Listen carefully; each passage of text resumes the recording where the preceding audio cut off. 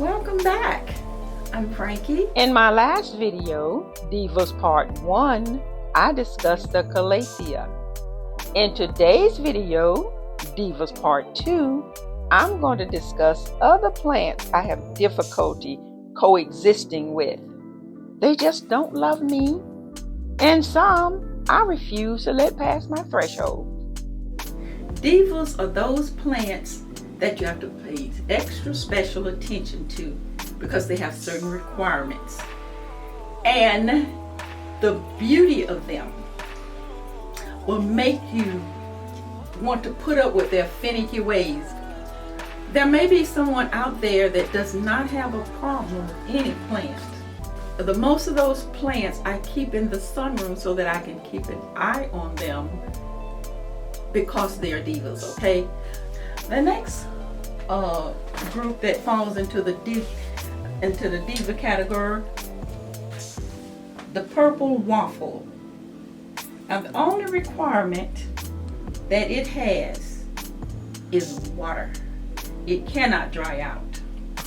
I can't tell you the number of times I have come to this room and it's laying to the side and I just water it and it perks back up. This is a beautiful plant, but it does have little blooms on it, little purple blooms on it, but it hasn't done that in quite a while.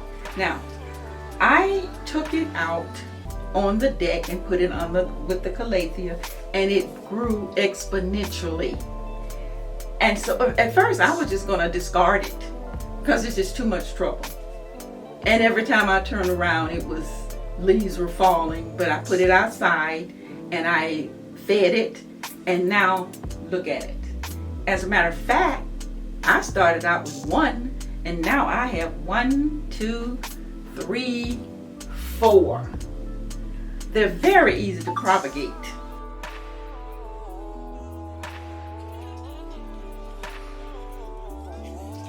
So the next plant is this fern.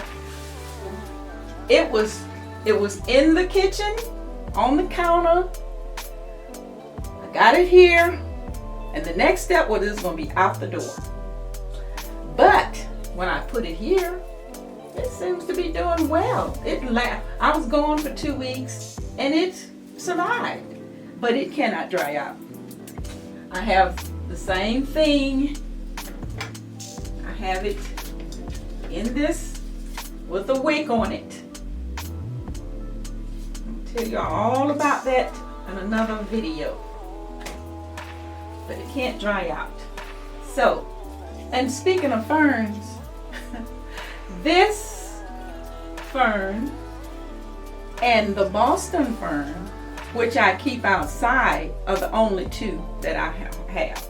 Because I had the bird's nest, I had the Chrissy, I had the maidenhair. They're all gone because that's one of the plants that are difficult for me. The only reason the Boston fern is outside is because it sheds too much. Some people have them in their houses, and I just don't know, but they shed too much, so they stay outside.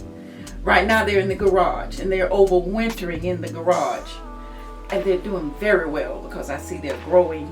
Anyway, those are the calathea, the Purple Waffle, and the fern, and there's another plant that gives me trouble. The next plant that's on my diva list for moisture is the peace lily. I know that people put this on the plants for beginners as an easy plant to care for, but it's not easy for me.